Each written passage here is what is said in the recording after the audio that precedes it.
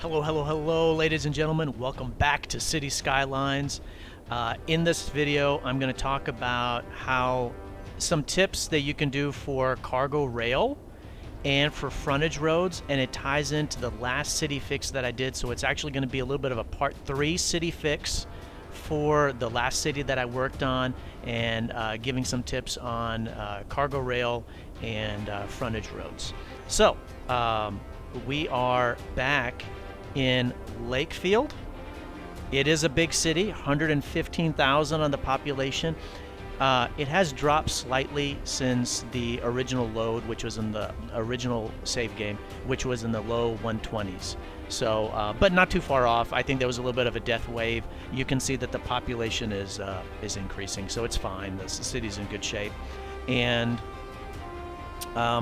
it's making 15,000 a week. So I mean, it's not. It's definitely profitable. It's not a lot of money for this size city, but it's not too bad.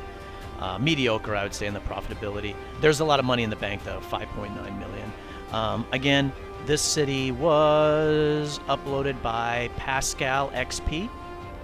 Title is Great Traffic. Description is Big City with Great Traffic. Pascal, again, thank you for uploading the city. And I did notice that your message where you said that you saw the video and you liked it, so thanks. I'm glad you were able to see the video. Hopefully you'll catch the part 2 and then this one. So what I'll start out with is the frontage road piece. In the first video, I took the city from about 33% to, I think, 75. It was in the mid-70s.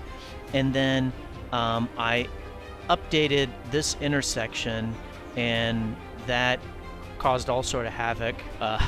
And so the city dropped down to 49%, and then I made some updates to the intersection. And so then it got up to 76, I believe. Yeah, 76. And I thought, hey, I want to try to get to 80. And one of the things that I noticed is a lot of cars and trucks, right, the vehicles, they would get off the highway, take the frontage road, take the off-ramp, get on the frontage road, stay on the frontage road, take part of the oval about, stay on the frontage road, and then come back onto the highway. It's like, you stupid drivers. Why are you doing that? They do this. The drivers are really dumb in this game. And so you got to work with it. And so I thought, why aren't you taking the highway? Because the highway, it wasn't clogged or anything. There was plenty of room. Everything should be working fine. And so from one of the previous city fixes, we found out, or one of the previous city fixes really explained the impact on speed limits and how your residents, your Sims, will take certain routes based on which route has a higher speed limit. So you want to be aware of that. And when I set up the city, I have the speed limit for the frontage roads at 55. So if I come over here and if I zoom in, speed limit. Can you see this? 55. 55. There's another frontage road, 55. And that's kind of realistic because normally frontage roads have that kind of speed limit approximately. So I had the speed limit for a 55 all over the city. And so, and then the highways, you can see that the highway speed limit is 75. So technically, the Sims should take the highway, right?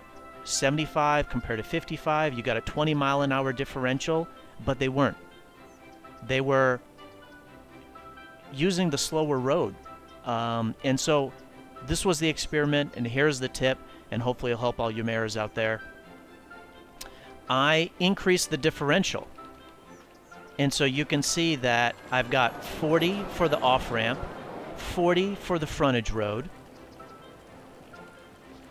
40 for the frontage road, 40 for the on-ramp, 40 for the frontage road, 40 for the on-ramp, 40 for the frontage road, and 40 for, I'm sorry, I said on-ramp, 40 for the off-ramp, 40 for the frontage road, and then 40 for the on-ramp.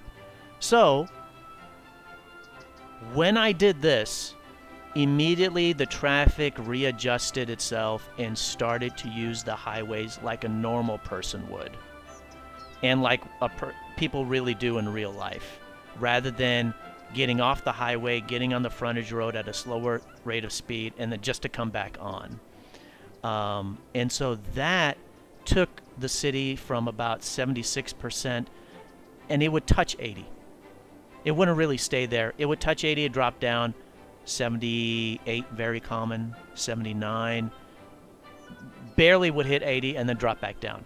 But so this made a change in the traffic flow citywide by 2 to 3 percentage points. So do keep that in mind. So one of the big tips and one of the things that I learned from this experiment is if you notice some of the traffic taking the frontage road unnecessarily, you want to have at least a 35 mile an hour differential, 75 and 40, and that'll keep them. That'll keep them on the highway. I have noticed that sometimes they will veer out, still, but it's not as commonplace.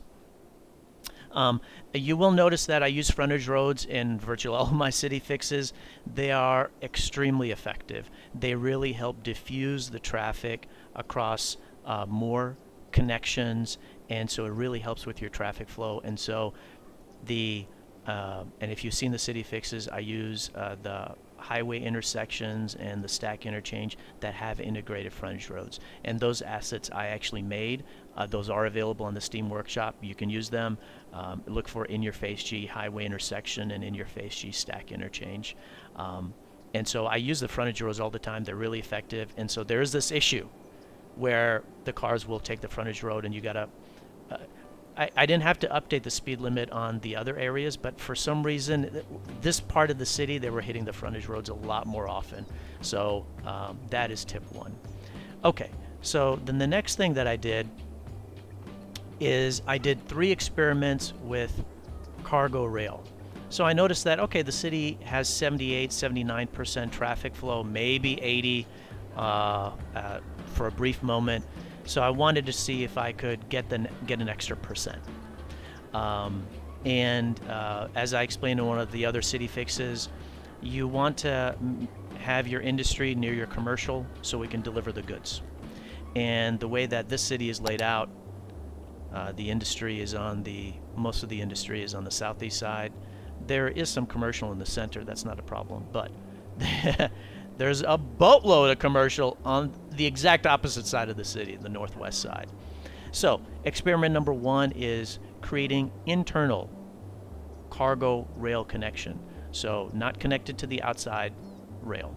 So internally having a rail stop right here next to the southeast industry, and then having a rail right here. This was as close as I could get to this commercial zone because I didn't want to do a lot of demolition or a lot of destruction. I guess technically I could have put it up here. Yeah, I could have put it up here in hindsight. But nonetheless, I put it here, and then also there is a central industrial section, so I thought it could help out with some of the industry there. So that there was a reason for placing it here. You will notice that when I do the city fixes, I of course make changes to the roads, but I try to do minimal changes to the layout or destruction of buildings or destroying a building. So I try to keep the layout and the structure and the city as intact as possible while still fixing it. So anyways, there was space here. I put it here. It was next to a central industrial section, not too far off from that commercial area that I was talking about. Okay, so then I did this experiment. I hit play, and there was no change in the traffic flow. Were trucks dropping their goods off at the cargo? Yeah. Was a train moving between the two stations? Yes. So technically, was there some traffic that was removed off the roads? Yes. Did it make a change to the percentage? I'm not going to show you the traffic flow yet. Did it make a change to that percentage? No. There was no change. In fact, it kind of went down. So I think that might have just been the unique characteristics of the city, or and I did run it for a little bit, so I would say that it does remove traffic from your roads, but you will not notice a significant change in your traffic flow. So maybe it gave me 0.25%, maybe 0.5%. So not a whole lot. I was expecting more. I was expecting a 1 to 2% bump considering the size of the city. Okay, so that was experiment number 1. Then experiment number 2 was, what happens if I connect cargo for the external connections? Will that give me a 1 to 2% bump? And and what I did is, so for the second experiment, I bought this piece of land right here. There's external rail line, and so I put a cargo station here. So this is external industry cargo, and I wanted to know, is it going to bring in goods here to alleviate the traffic? The answer is no. It doesn't. It brings in raw materials primarily. So the vehicles that were coming out of this station, they were headed to the exact opposite side of the city. So technically, I couldn't have put my cargo station in a worse spot. That was about as bad of a placement as you could do. So a lot of those vehicles were coming from this northwest side, driving all the way down to this southeast side. So that was experiment 2. So it didn't help the traffic flow at all. I think it actually went down to like 75, 76. So then I did experiment number 3, which is put a connection for external industry cargo next to the industry rather than next to the commercial. And so I did do that. And so there is an external line that connects to the same station that is also for internal usage. And definitely trains were coming, just like they were coming on the station that I had put previously for experiment number 2. So they were coming here for experiment number 3, and cargo trucks were being generated. And yes, they were coming over here to the southeast side. So they're no longer traveling across the entire length of the city. So that experiment played itself out well. And so then the idea was, okay, well, did that improve my traffic flow? I didn't really notice a big difference. I didn't really notice a big difference. Maybe slight. That could be also the structure of the city. So it didn't have a big impact. That was surprising. I think some of it has to do with just this city. But know that if you do a cargo industry cargo station, whether it's internal or external, it doesn't seem to move the traffic flow much. Maybe if I added both of those together, you can't see like decimals or anything. Maybe it helped 0.5% on the internal when I created the 2 internal lines, and 0.5% for the external, and maybe it gave me 1%, but I didn't really notice a sizable change. So I would still recommend creating external cargo, but know that it may not have a big impact on your traffic flow. So with that being the case, the other thing I wanted to mention is this section right here. You can see, I think it looks very pretty. You can see the rail, you can see the highway, and then you can see the frontage roads. It's all nice and uniform, and then you can see the rail in between it. So my highway intersections and stack interchange, one of the reasons I use them is because, yes, it has integrated frontage roads, as I mentioned before, but it also has integrated rail. And what that means is you can see there's a rail right in between, sections to go right in between. It makes the rail stay out of the way of your other roads, so you can avoid doing a lot of overpasses and underpasses, things like that, or actually having roads that cross the rail. So it really helps with the layout and the flow of the city and building roads. So you will see, and here you go, that the traffic flow is at 80. And you will see that the rail line, here's the external rail line. It drops underneath and then connects to the integrated rail in the stack interchange, comes out, and then it can go through, but I also broke it off this intersection that has the integrated rail just so it could connect to the station. And then you can see that it continues, hits this stack interchange with the integrated rail and heads up north. And you can see that a line goes down south as well and then breaks off because I had to connect it with the external rail. And so using these intersections and the stack interchange, it does help keep the rail out of the way. So it's really effective. And so anyways, I updated the speed limits for the frontage road.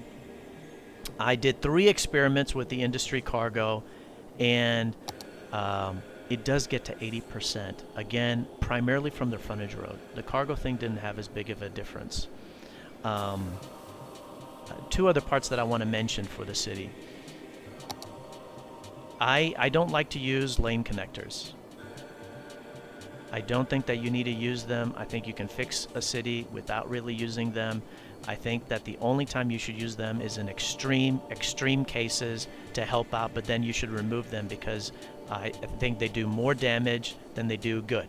So I think they hurt more than they help, so only use them in extreme cases. So initially, I did use them in the city, and I have removed them. And so I wanted to show that I did remove them, and I'm getting this 80% without the lane connectors, okay? So I'm gonna zoom in. You can see the circles, and I'll go through the highway and the busy parts. And the busy part is this main highway, right, going up the center of the city. I have removed the lane connectors so you can see that there aren't any. And there definitely were. I needed them to help out at the initial phases of the city. There was some right here, those are gone. There was some right here, those are gone. There's some right here, those are gone. And one of the first batches was right here. Yeah, and that's gone. So you can see that no lane connectors. So I went through the city to try to remove them all and run the city, and I wanted to show that. By the way, there is no despawning, right? So that was one of the things that I did. The other piece that I think is helping with the traffic and why it kind of dropped down into from 79 to 76, even when I was doing the cargo industry stuff, is I think because of the population drop, it caused an impact on the industry right here. If I zoom in, you can see that there's a lot of empty industry stuff and there's a need, not enough workers. So I think the population affected that industry and that affected imports. And now the population is rising back.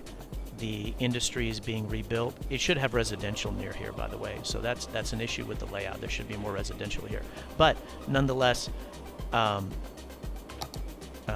import, I can't remember where I started at, but it dropped down and then it raised back up when there was a little bit of a death wave. Again, the population went from like 122, I think, all the way to 130, and then it dropped to like 112 or something, and now it's building up. So it's a sizable difference, like 28,000, but of a city of 130,000, it's not that big of a deal, right? And so it's coming back, and so the import numbers are shrinking again. And with the import numbers shrinking, that is improving the traffic flow. So I think the traffic flow is being more impacted by a little bit of the death wave in the industry, not as much by the industry cargo. So with that being the case, I thought that I would hit play, and you can see the industry run. You can see everything flowing.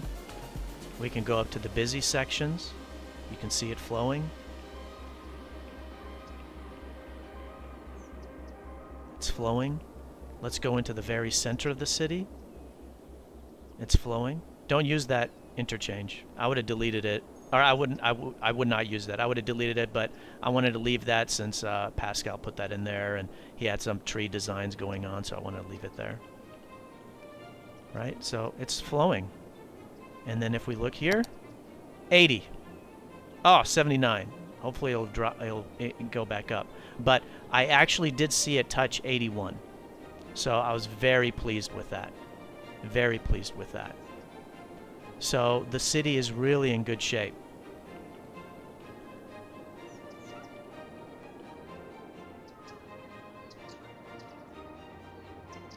Heavy traffic ban. No. No, we don't want any of that. It's kind of interesting. I checked for policies before and I did not see anything like that. Did not see anything like that before on any of the other ones. Or at least it said for the city there wasn't one. But I don't think there are. I think it was just that district.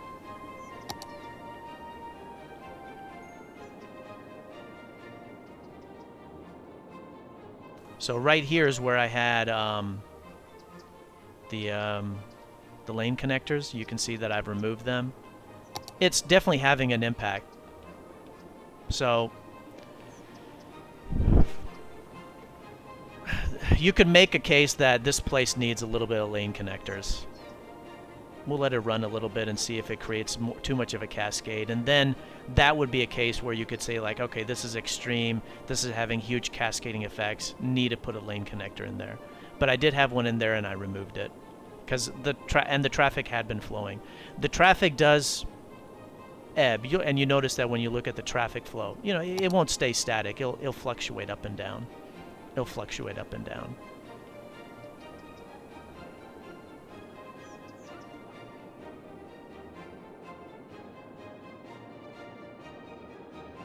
So I think that's good. I'll let it run and see if it kind of picks back up to 80, and then if I'm going to make a change here, I'll come back.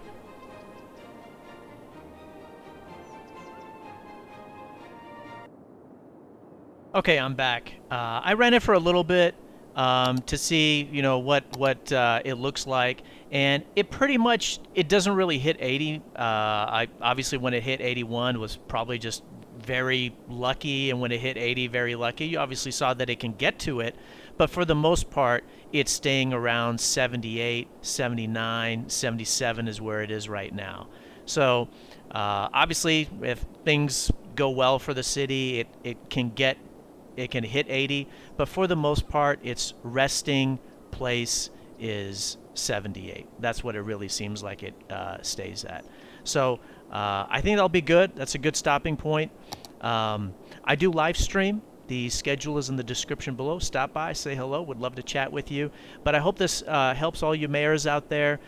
Please like the video. Smash that subscribe button. Trying to grow the channel. I'd appreciate the help. If you like the video, hit the like button. If you dislike it, hit the dislike button. And thank you for watching. Take care of yourselves. Bye-bye.